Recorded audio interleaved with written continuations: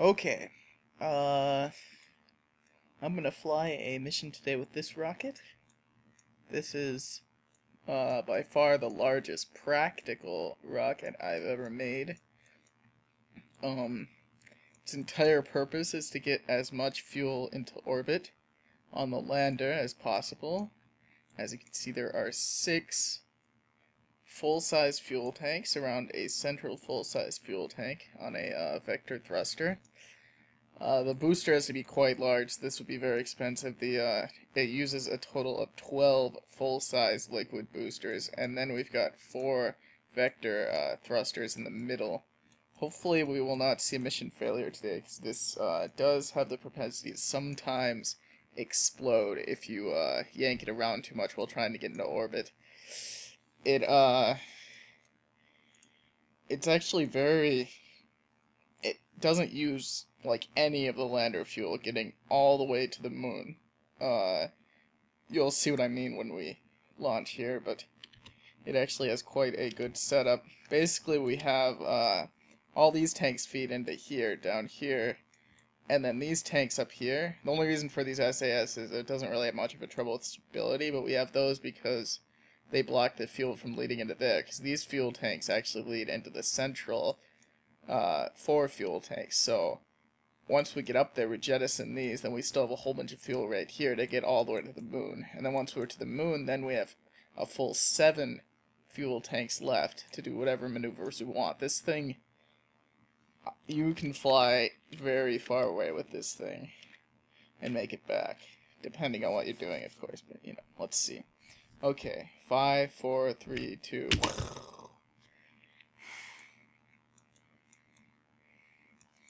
It's very stable. I added some more support struts and upgraded it with these. It used to use winglets before they released this. This is actually an older design, but it works quite well.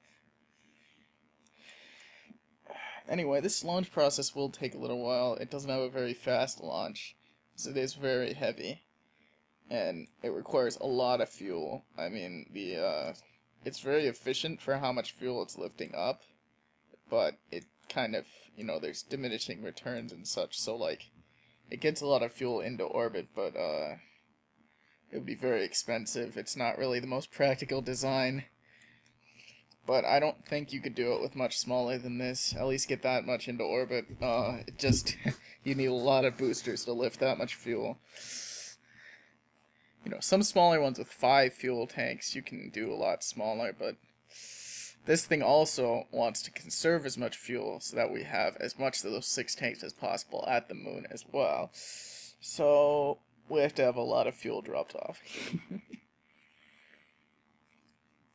Anyway, we're not even going to bother trying to lean until we're around 20,000. This thing goes into a really high orbit, because sometimes if you really try to jerk it, this bottom part, I've tried to alleviate this and done it pretty well, but like this bottom part sometimes collides and explodes. But that's only happened like once before, but it is certainly possible. So I will make sure not to do that. Okay, we're gonna wait till we're around 20,000, maybe 25,000, and then we're gonna tilt very gently to try to get into orbit. Okay, I'm taking manual control, starting to lean. To the first little median there. Okay. See, it is not very balanced. The thing's very wide, so we do have some issues with that. Orbit looks very good. We're making really good headway. Okay, we're going very fast. Now this thing's got a lot of power behind it. I'm actually going to decrease throttle a little bit. We're about 30, 40, almost 40,000. We're almost out of fuel in these external tanks and ready to drop them. Yeah, we've still got them. Okay. Okay, 50,000, that's pretty high. We're going to start really leaning over now. This is where the delicate actions are important, because this thing will explode if you do this too hard. At least it has once before. I don't know, I guess it's possible that it won't do it again, but we will see. Okay, very nice movement here. We're just going to try to keep it right where it needs to be. Those middle thrusters are doing a good job controlling us. We're at 78,000, that's pretty high, but we might get in an orbit around 200,000. Okay, we're gonna aim right on those two cross sections in the nav ball, right at the center. It doesn't really matter what our roll is. All that matters is our attitude, so... Okay, we're gonna go to full throttle and start really juicing this. We're about to run out of throttle on those external tanks.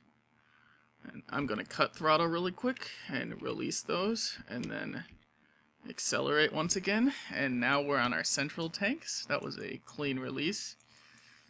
And we've still got 5 tanks of fuel feeding these 4 thrusters. Okay, what's our altitude right now? We're gonna get to around a 200,000 orbit. I'm gonna go ahead and cut throttle at 200,000. We don't want it much higher than that. And then we're just gonna go ahead and wait until we get to the very top of our trajectory here, right before the apoapsis. And then when our velocity vector goes over the central marker right before the apoapsis, then we're gonna juice it once again, and we should get in a fairly circular orbit. It's harder with a ship that doesn't control too well like this one, but it certainly is possible. I'm actually going to turn the throttle on right now because those vector thrusters help me quite a bit since this thing does not have RCS. We're going to have to get to around 2,000. Might be an eccentric orbit because I jumped it a little bit too late there, so... But hopefully it won't be too eccentric. We're going to have to get to 2,100, 2,200, we'll see. Even if I run out of fuel in that one... In the stage that we're on right now, it doesn't matter. I could probably run almost completely out of fuel and still make it there and back. It doesn't take that much. Okay, we're almost in a orbit. It's gonna be eccentric. Not that eccentric though, hopefully. Okay, and about cut. Okay, yeah, it's eccentric, but it's not that bad. We're at 239 by 176 kilometers, which is pretty bad. I've gotten this almost exactly circular orbits, but, you know, the bonus of orbiting this far out is we can go 50 times in the orbit, which is real nice. Because usually you have to wait for 10 times, which takes like 10 minutes. Okay. Now I'm going to wait till I get the moon's about to come straight over the horizon, and then we're going to boost to the moon. If you've done this before, you know the drill. And it should be about there right now. I think I'm looking the wrong way. Yep, there it is. Okay. This will take a little while. I should have probably adjusted us beforehand. Since this thing does not have RCS, it is difficult to turn it all the way over like this, but we've got plenty of time. It doesn't matter if we boost a little bit late, especially because we have so much fuel that pretty much no matter what we do, we'll get into a good orbit. I've completely missed before and gotten back with this rocket, so don't ask how someone completely misses, but it's happened. Okay, I'm gonna start turning on the thrusters, then we can straighten it out since we do not have RCS. Aim right for the velocity vector on the horizon, and then we're going to go ahead and wait for this. Oh, look at that. Okay. That's from another rocket. That's kind of... Oh, I think that's from one of my other moon landers. How much fuel do we have left? Okay, we might actually run out of fuel shortly before getting there. We used a little bit more fuel than usual getting into orbit, but usually you have enough fuel to go all the way. Yeah, we're going to have to go ahead and do this. Drop that, and... Okay, now we're on our final boosting stage. Hopefully I do not run into that. The odds of that happening are very low, but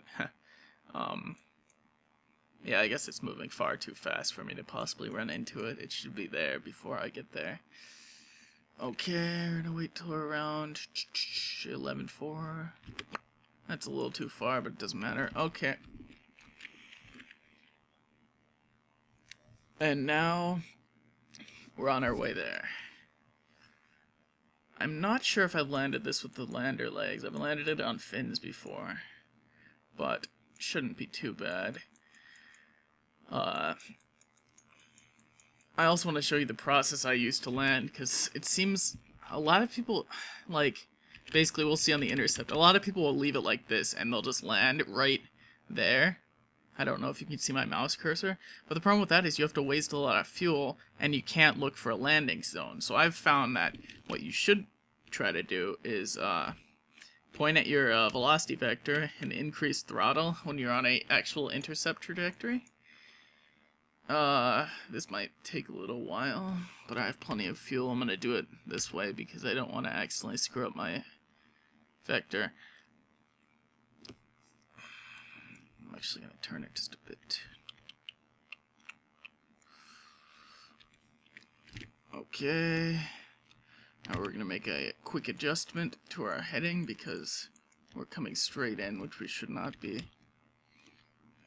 Okay, north. No, we don't want to go north. I think we want to go this direction, don't we? Yeah. Basically, we're going to deliberately try to set it up in a slingshot trajectory. Boom. Okay. Now that we're in a slingshot trajectory around 5,000, we can actually lower that if we want to. Let's put it a little bit lower. Let's get it to around 2,000 or so, so we're going to actually retro.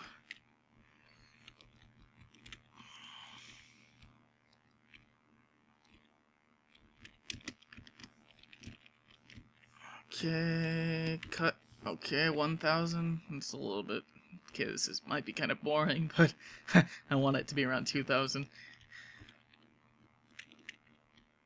Cut it. Okay, there we go. Now we're gonna retro to get into orbit like usual, and then we're gonna toll around in the orbit, which is quite fun. It takes a awfully long time to do that though because we're so low, but whatever.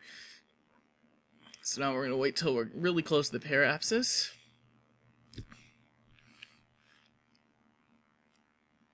Almost there. Not quite close enough. We want to be close enough that it's not going to change too much. So, I mean, ideally we would want to be right on it, but it takes time to retro enough. So I'm going to retro about right here. We're trying to get into an orbit, by the way, right now. If you're not familiar with this, here's our retro. I'm gonna go ahead and full throttle. I mean, you know, it doesn't seem like there's efficiency issues.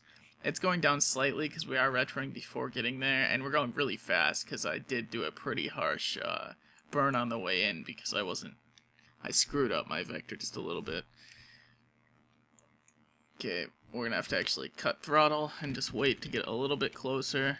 About 1, 2. We're going to wait till we're around 1.2 kilometers as well before we retro again, and that should change this as much as possible, while this as little as possible. 1.3 will do it. Okay, retro again.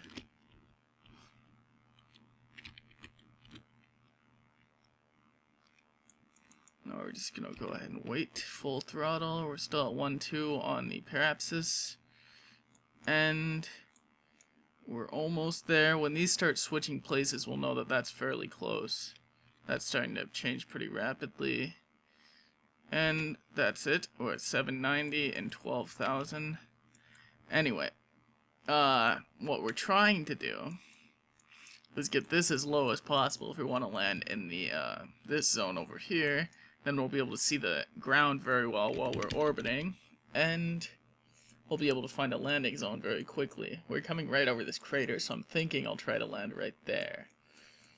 And we're pretty low. I mean, I've got it to where it was around 1,000 on each side. I do not recommend orbiting lower than 500 though, because I have hit mountains at 500 and exploded. I have orbited at full orbit to like 700 before. And there are places where the mountains aren't that high, but it's a pretty bad risk. Let's look at how low we are right now. We're at about 2,000. Yeah, we could be lower than this, but you can see there's some very tall mountains here. Very nice view, too. Like, if we wanted to land right now, we easily could. In fact, maybe we should just land right now. Okay, let's look for a nice landing zone, and then we'll just take it in right now to make this video shorter. Okay. That would have probably been good. That's a pretty flat area right there. You can toll around if you want to, like, spin. You can use, if you don't have RCS, you can just thrust in different directions. It's actually not very difficult to fly without using RCS and actually steer and come in. But I find that the best way to come in is, rather than coming straight in, fly in a really low orbit right like this, and then just retro all the way in, and you'll probably use less fuel because you don't have to make as many adjustments to your speed.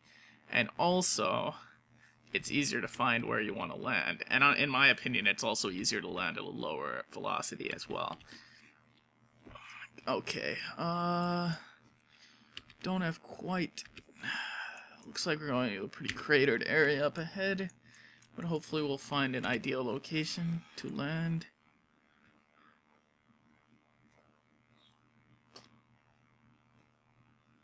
Okay... And actually drop my landing legs right now so I don't forget. There's no drag, so it doesn't matter. This looks like a pretty good spot up ahead. Let's start retroing. Let's check my velocity, my orbital trajectory. Okay. I'm gonna really slow this thing down. I'm gonna try to land somewhere down right below me. I'm just gonna keep your retro focused right on the X all the way. Don't go off the X or you'll screw some things up a little bit. Keep it going. We're gonna lower throttle, going about 20 meters per second.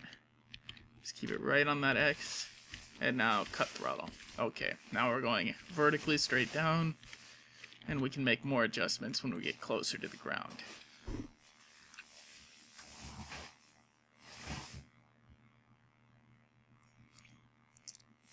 We're at about 2/3 of our 6 tanks of fuel, then we still have the central tank. Okay, now some people might think that it's hard to land with this much fuel on here, because this thing weighs quite a bit, but honestly, it's not very difficult. Just make sure that you adjust your speed very well. Ignore that, sorry about that sound in the background. Okay. I've come in very low before, so... See, we're wasting a little bit of fuel, just stopping us from our regular gravity acceleration, which is probably going to waste a little bit of fuel. So if we were higher, we would probably waste more fuel. If you get going too fast laterally, you're going to have to point back at the X. Like right now I am moving laterally. In fact, I'm moving fairly quickly laterally. Okay. I'm actually still at 2 times warp. Make sure that you don't do what I just did, because that will screw you up. Okay, point right at the X. Okay, now here's where it's a little bit difficult with the keyboard, is trying to bring it in like this. Okay, we're about 9 times, 9. Slow, slow. We're gonna see our shadow on the way down. That's how we know we're low. Full burn. Boom! That's a touchdown. One landing leg looked like it was kind of messed up, but it looks like we made it in just fine.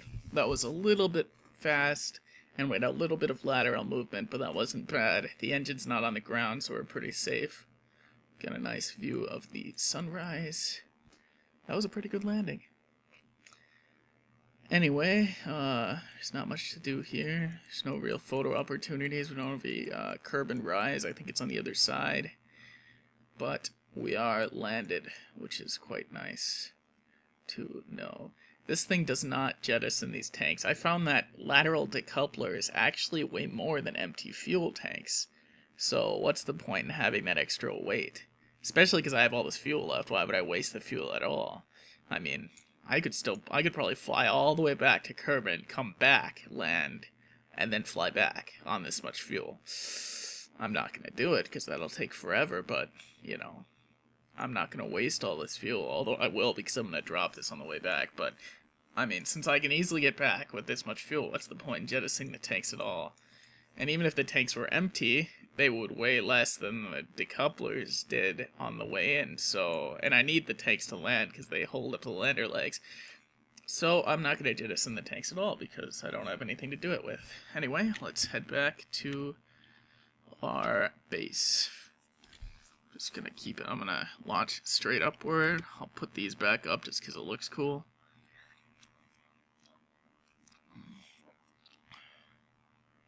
Anyway, I believe that our planet is over here.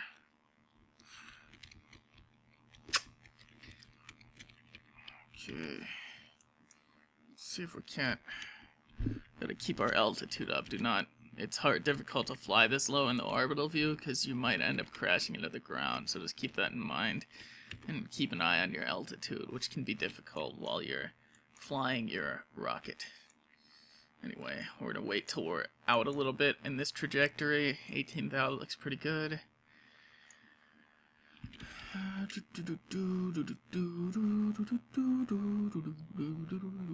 Okay, that's good.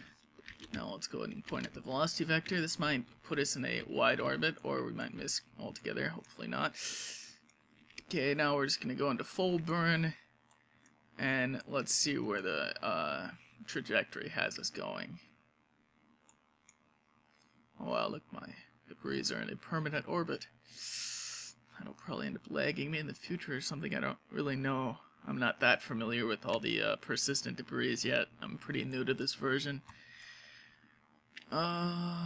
Okay, looks pretty good. Still getting a very far trajectory. We might be a little bit off of our target, but it shouldn't matter as long as we can get ourselves close.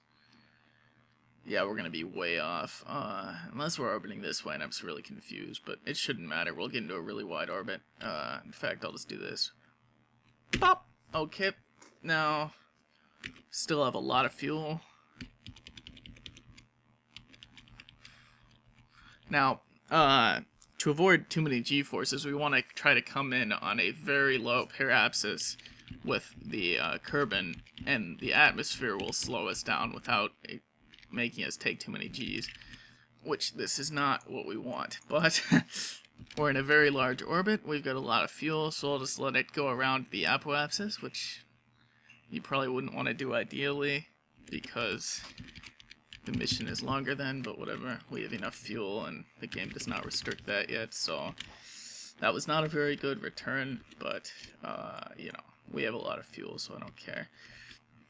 Let's bring this to around 30,000. And we'll retro on the way in as well.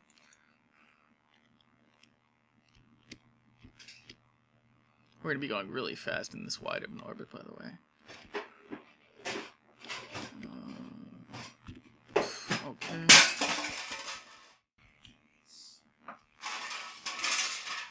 Almost crashing the moon on the way back. Ooh, look at that. Hopefully we're not. Okay, we're not in an intercept with that.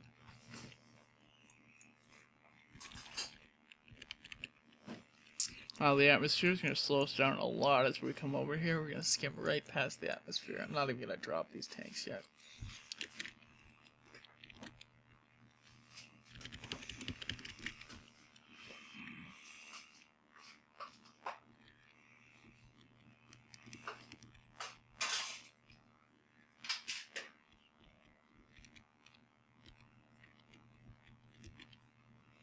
In fact, I might just be able to retro really hard right here. We'll see.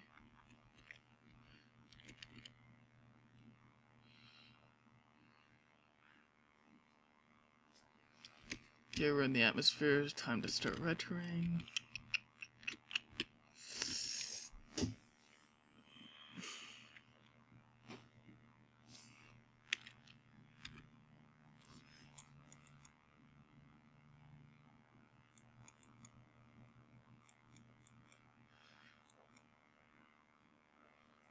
Okay, looks good.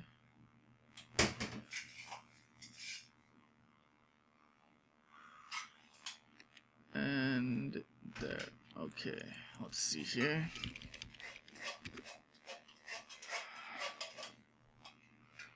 A trajectory like this will get us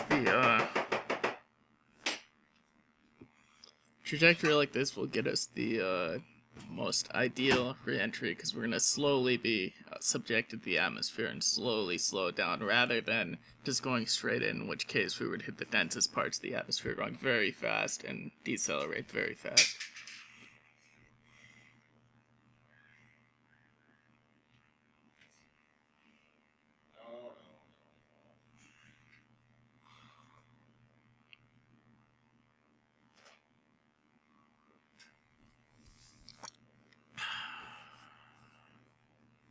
This will take a while. See, we're not even going into 15 Gs. We're rapidly decelerating. We're almost already at 1 kilometer per second. We're going to end up landing out in the ground, which we don't really want, but not the best re-entry in the world. But hopefully we will not explode doing that. Okay, that was... I just wanted to get that as far away as possible so that doesn't hit us.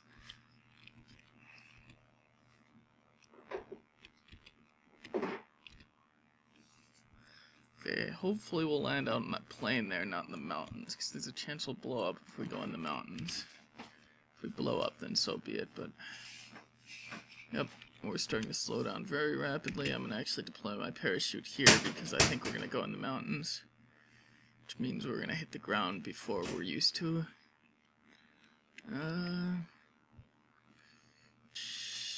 Mountains are going to be very close here. Okay, parachutes deployed. Not an ideal landing location, but hopefully we won't explode.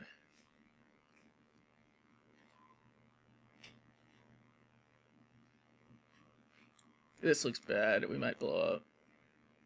Whoa. Very surprised it didn't just blow up there. It could still happen, but that was quite so... Okay, we're still... It looks like we're on the ground. Well, that was lucky, I guess. Okay. 3.6 Gs, that's definitely survivable. Okay. Anyway, that's it.